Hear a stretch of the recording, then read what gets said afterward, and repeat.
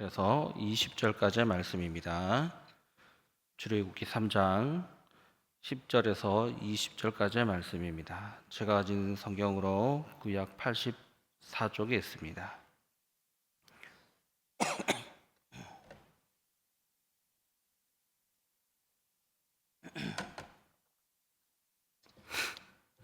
출애굽기 3장 10절에서 20절까지의 말씀 제가 봉독해 드리도록 하겠습니다. 이제 내가 너를 바로에게 보내어 너에게 내 백성 이스라엘 자손을 애굽에서 인도하여 내게 하리라. 모세가 하나님께 아뢰되 내가 누구이기에 바로에게 가며 이스라엘 자손을 애굽에서 인도하여 내리이까. 하나님이 이르시되 내가 반드시 너와 함께 있으리라. 내가 그 백성을 애굽에서 인도하여 낸 후에 너희가 이 산에서 하나님을 섬기리니 이것이 내가 너를 보낸 증거니라. 모세가 하나님께 아뢰되 내가 이스라엘 자손에게 가서 이르기를 너희의 조상의 하나님이 나를 너희에게 보내셨다 하면 그들이 내게 묻기를 그의 이름이 무엇이냐 하리니 내가 무엇이라고 그들에게 말하리이까. 하나님의 모세에게 이르시되 나는 스스로 있는 자이니 또 이르시되 너는 이스라엘 자손에게 이같이 이르기를 스스로 있는 자가 나를 너희에게 보내셨다 하라. 하나님이 또 모세에게 이르시되 너는 이스라엘 자손에게 이같이 이르기를 너희 조상의 하나님 여호와 곧 아브라함의 하나님 이삭의 하나님 야곱의 하나님께서 나를 너희에게 보내셨다 하라. 이는 나의 영원한 이름이요 대대로 기억할 나의 칭호니라. 너는 가서 이스라엘 이스라엘 장로들을 모으고 그들에게 이르기를 여호와 너희 조상의 하나님 곧 아브라함과 이삭과 야곱의 하나님이 내게 나타나 이르시되 내가 너희를 돌보아 너희가 애굽에서 당한 일을 확실히 보았노라. 내가 말하였거니와 내가 너희를 애굽의 고난 중에서 인도하여 내어 젖과 꿀이 흐르는 땅 곧 가나안 족속, 헷 족속, 아모리 족속, 브리스 족속, 히위 족속, 여부스 족속의 땅으로 올라가게 하리라 하셨다 하면 그들이 내 말을 들으니 너는 그들의 장로들과 함께 애굽 왕에게 이르기를 히브리 사람의 하나님 여호와께서 우리에게 임하셨은즉 우리가 우리 하나님 여호와께 제사를 드리려 하오니 사흘 길쯤 광야로 가도록 허락하소서 하라. 내가 아노니 강한 손으로 치기 전에는 애굽 왕이 너희가 가도록 허락하지 아니하다가 내가 손을 들어 애굽 중에 여러 가지 이적으로 그 나라를 친 후에야 그가 너희를 보내리라. 기도하겠습니다. 하나님 아버지 감사합니다. 오늘도 우리를 이 자리로 불러 모아 주시고 예배드리는 자리, 기도의 자리를 허락하여 주심을 감사드립니다. 하나님 이 자리가 그냥 오는 자리가 아니고 정말 하나님이 우리를 불러 모으시고 이 모든 것을 예비하여 주심을 우리가 믿고 있습니다. 그러니 하나님 이 자리에서 하나님 주시는 은혜를 우리에게 부어주시고 그 은혜를 통하여 우리가 살아갈 수 있는 힘이 될 수 있도록 붙잡아 주시옵소서. 떡으로만 사는 것이 아니라 오직 아버지의 말씀으로 오늘 하루를 능히 이겨낼 수 있는 귀한 사랑스러운 교회 될 수 있도록 붙잡아 주시옵소서. 함께 하시면 모든 것 예수님의 이름으로 기도드립니다. 아멘. 계속해서 출애굽기를 보고 있습니다. 지금 모세는 하나님이 준비한 떨기나무에서 하나님을 만났습니다. 그리고 하나님께서 모세에게 사명을 주고 있습니다. 그 사명은 다름 아닌 하나님이 계획하신 이스라엘 백성을 가나안 땅으로 인도하는 것입니다. 그 사명을 받았을 때 모세의 반응이 일반적이진 않습니다. 우리가 보통 성경에서 그리고 우리가 한번 상상해 보자면 하나님께서 만약 꿈이나 환상을 통해 우리에게 사명을 주신다면 우리는 단번에 그 자리에서 무릎을 꿇고 하나님의 임재하심을 보고 아마 감동과 감격과 또 하나님이 주시는 그 은혜를 따라가려 할 것입니다. 그런데 모세는 하나님이 사명을 주는 그 자리에 첫 마디가 내가 누구이기에 바로에게 가서 이스라엘 자손을 애굽으로 인도하여 내리이까 라고 이야기하고 있습니다. 이것을 쉽게 말하자면 내가 뭐라고 그런 일을 할 수 있습니까? 라는 이야기입니다. 이 리앙스라는 게 있습니다. 겸손한 마음으로 아유 하나님 제가 누구기에 제가 도대체 뭐라고 이런 일까지 하겠습니까? 라는 것이 아니라 따지듯이 부정적으로 말하는 것입니다. 내가 뭐라고요? 왜냐하면 지금 모세는 나이가 많습니다. 나이가 많고 애굽을 떠나온 지 많은 세월이 지났습니다. 그리고 할 수 있는 것은 양치기밖에 없습니다. 우리가 잘 알고 있듯이 모세를 상징한다면 양치기, 막대기 하나를 상징이라고 할 수 있습니다. 가진 것은 겨우 그거밖에 없습니다. 감히 애굽이라고 하는 큰 나라에서 이스라엘을 인도해낼 만한 자질은 본인 스스로 생각해도 없는 것입니다. 그러니 하는 말이 내가 뭐라고 그걸 할 수 있겠습니까? 라고 묻고 있습니다.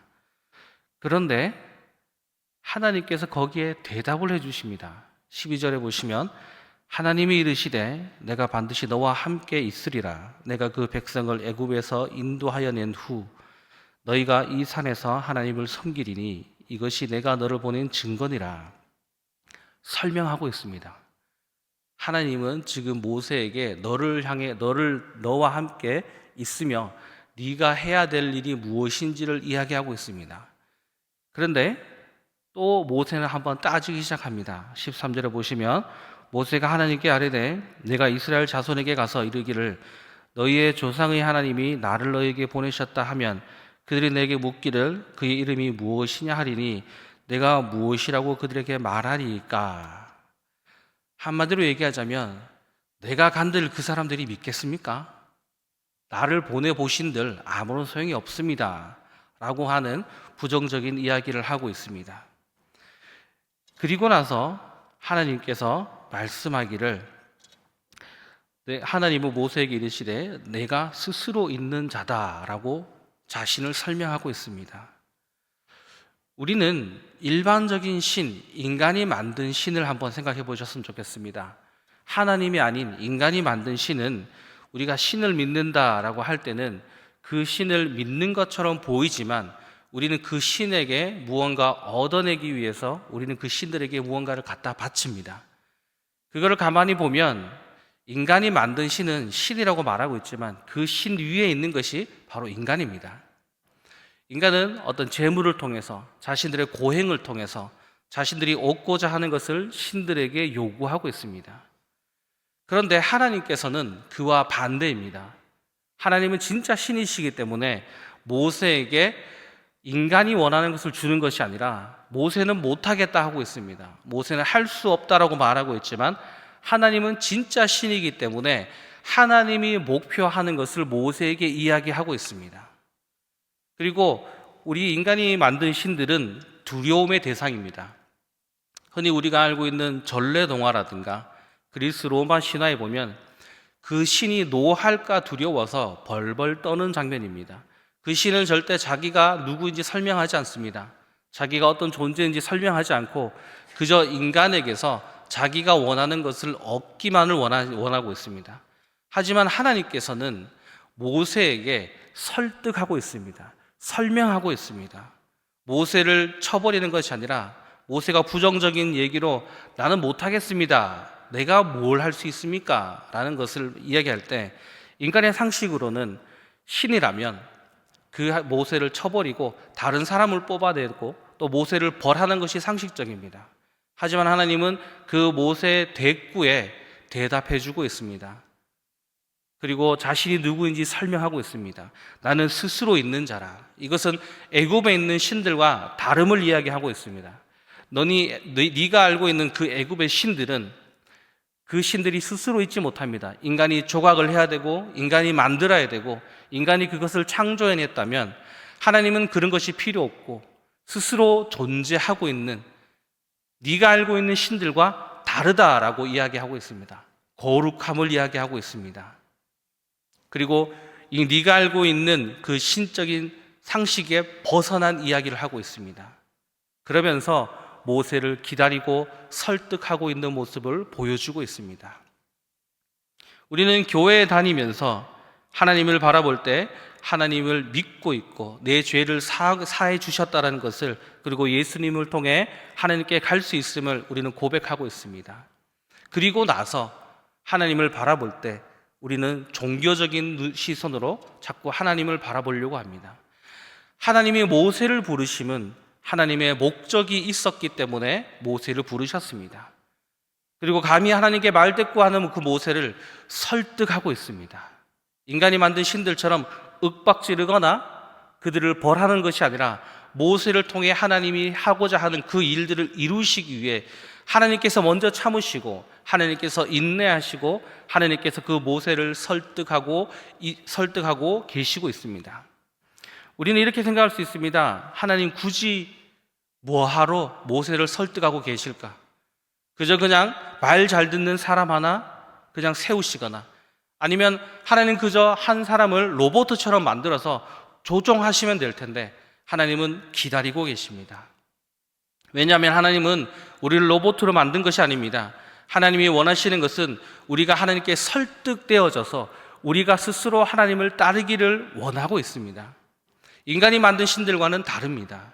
인간이 만든 신들은 우리를 설득하기보다 우리를 겁내게 하고 무섭게 하고 우리로 하여금 무언가 얻어가기 위한 것이고, 또 인간 또한 마찬가지입니다. 인간이 만든 신들을 통해 그 신을 달래가면서 내가 원하는 소원을 얻고 물질을 얻고 내가 필요한 것을 얻기 위해 서로가 서로를 설득하기보다 서로가 필요한 것을 채워주기 바쁩니다.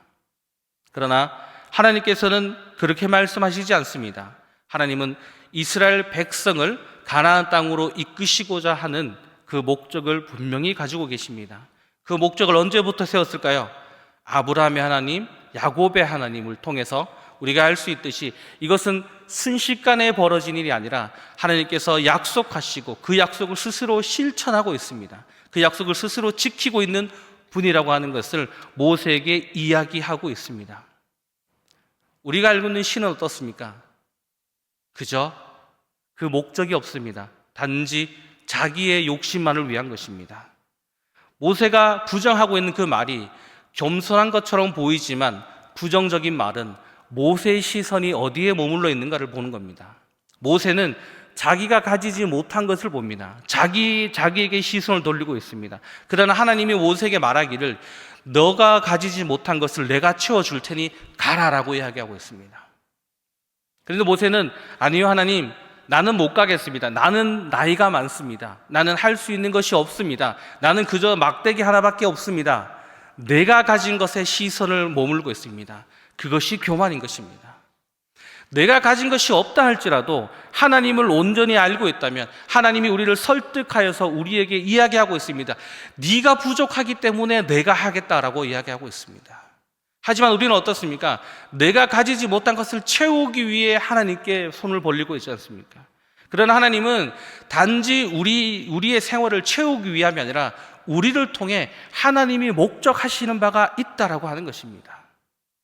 우리가 힘들 때면 그 힘든 이유를 설득하고 있습니다. 왜냐하면 네가 이것을 겪어야지만 내 일을 할 수 있기 때문에, 때로는 우리가 힘겨운 가운데 있어야지만 하나님을 바라볼 수 있기 때문에 우리는 지금 바로 이 자리가 나의 인생의 목적의 최종이라고 생각합니다. 하지만 하나님은 이 힘듦을 통해, 이 부함을 통해 하나님이 우리에게 목적하시는 바가 있다라고 합니다. 우리는 사명이라고 생각하면, 그리고 사역이라고 생각하면 교육자들만 또는 어떤 직분자들만 맡은 것이라 생각합니다. 또 우리가 사역을 한다, 뭔가 하나님의 일을 한다라면 크고 위대한 것을 꿈꾸기 쉽습니다. 하지만 하나님은 우리 각자 모두가 가지신 목적이 따로 있습니다. 어느 누군가는 남편을 전도하기 위해서 부르셨을 수도 있고요. 이 자녀 한 명을 이곳으로 인도하기 위해서 부르셨을 수 있고요. 또 어떤 이들은 많은 사람 앞에 나설 수도 있고요.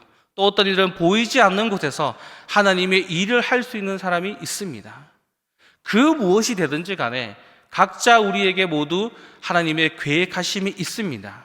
중요한 것은 그것이 크고 작음이 아니라 내가 하나님을 위해 일할 수 있는 것이고, 하나님은 그것을 위해서 우리를 십자가 앞에 설득하여 주시고 이 자리로 불러 모아 주셨다라고 하는 것입니다. 그것이 우리가 신앙생활을 할 때, 또 하나님을 온전히 바라볼 때 가질 수 있는 것입니다. 그 설득의 과정에서 우리의 기도에 응답하여 주셔서 우리의 부족함과 우리의 소원을 기도할 때에 하나님이 응답해 주십니다. 왜냐하면 그 응답함을 통하여서 하나님이 살아계시고 나의 기도를 듣고 계시며 하나님이 지금 나를 여기까지 인도하셨다라는 것을 확인시켜 주시기 위함인 것이지, 그것이 목적이 아니라는 것입니다. 하나님이 우리를 사용하시기 위해서, 하나님이 우리를 불러내기 위해 설득하는 과정에 우리 기도에 응답해 주시는 것입니다. 그런데 우리는 때로 그 응답해 주시는 것에 머물러 있어 하나님이 가라고 하는 곳으로 제대로 가지 못하는 경우가 종종 있습니다. 오늘 본문의 15절 뒤에는 하나님이 모세에게 말하기를 앞으로 네가 겪어야 될 일들에 대해서 이야기하고 있습니다. 이것은 무엇일까요? 하나님은 모든 것을 계획하시고 지금 모세를 부르셨다는 것입니다. 하나님은 우리를 부르실 때 그냥 부르시지 않았다고 하는 것입니다. 때로는 어떤 분들이 이렇게 얘기합니다. 내가 부름받은 것을 어떻게 알고 있습니까? 여러분, 지금 이 자리에 계신다는 것, 그것이 바로 하나님이 여러분을 부르고 있다는 것입니다. 이 예배당에, 이 교회에, 기도하는 자리에, 예배하는 자리에 함부로 들어올 수 있는 것이 아닙니다. 하나님의 허락하심이 없으면, 하나님이 설득의 과정이 없으면 결코 이 자리에 들어오실 수가 없습니다. 하나님은 지금 이 자리에 여러분을 부르시고 기도하게 하시고 말씀을 듣게 하시는 것은 여러분이 지금 설득의 과정에 있는 것이고, 하나님이 여러분에게 목적하시는 그 일을 이루어가고 있는 중에 있다라고 하는 것입니다. 인간이 만든 신은 인간을 설득하지 않습니다. 오직 너희의 소원이 무엇이냐, 지금 네가 부족한 것을 채우기 위해 바쁩니다. 하지만 하나님은 지금 우리의 것을 이야기하는 것이 아니라 내가 너를 선택하였다라고 하는 것입니다. 출애굽기 1장에서부터 우리는 보았습니다. 아무것도 보이지 않는 것처럼 느껴졌습니다. 하나님이 없는 것처럼 느껴졌지만 하나님은 그때부터 이스라엘을 인도하기 위해 움직이셨습니다. 그 이전에는 창세기 때부터 움직이셨습니다. 창세기 때부터 이 자손이 어디로 갈 것인지를 끊임없이 이야기하고 있습니다. 여러분을 창조하시고 여러분의 인생을 준비하시고 이끌어 가시는 분입니다. 그리고 우리가 하나님을 거부할 때, 하나님을 모르고 있을 때 이미 하나님은 여러분을 설득하기 위해 준비하고 있습니다. 우리가 하나님을 찾지도 못할 때 하나님은 이미 우리를 설득할 준비를 하셨습니다. 은혜 가운데 우리는 바로 이 자리에 올 수 있었던 것입니다. 한때 한국에서는 유행하던 것이 있었습니다. 약 한 20년이 지났지만 질문에 이런 질문이 있었습니다. 비전이 뭐니? 그때는 비전이 없으면 신앙이 없는 것처럼 생각했습니다. 저 또한 그럴싸한 비전을 가지고 있었습니다. 모두가 멋있는 비전을 가졌습니다. 그리고 비전을 발표하는 그런 시간도 있었고요. 20여 년이 지났지만 아직도 이 한국교회는 그런 질문들에 영향력이 미치고 있습니다. 저는 한때 그 비전을 이루고자 열심히 노력하였습니다. 그 멋있는 비전, 그 비전을 이룬다면 하나님께서 얼마나 기뻐하실까? 또 비전을 나누던 사람들이 얼마나 나를 대단하게 볼 수 있을까? 하지만 이제는 비전이 없습니다. 저에게는. 제가 사역을 한 3개월 정도 쉰 적이 있었습니다. 그때 하나님께 물었습니다. 왜 저를 부르셨습니까? 하나님, 왜 저를 굳이 목사를 시키겠습니까? 3개월 정도 사역을 쉴 때에 저는 깨달았습니다. 저 3개월 동안 교회를 한 번도 안 나갔습니다. 그저 좋았습니다. 편하고요. 그때 알았습니다. 왜 하나님이 나를 목사시키는가? 정말 감사하게도 저라는 사람을 제가 뒤돌아보았을 때 목사라도 되어야지만 주일 성수할 수 있는 사람이었습니다. 비루한 놈이죠. 아무것도 아닌 놈이죠. 그런데 이런 비루한 인생을 하나님이 구원하시고자 목사를 만들어서라도 주일날 그리고 하나님의 이름을 듣게 만들어 주신 것입니다. 비전을 생각해 보았습니다. 나의 욕심이었고 나의 야망이었습니다. 우리는 비전이라는 이름으로 하나님께 간구하며 내 야망을 이루기 위해 얼마나 간구하였던지, 지금 저의 비전은 아무것도 아니고 그저 무슨 일을 하든지 내가 하나님의 사역에 동참할 수 있다면 그것으로 감사하게 되었습니다.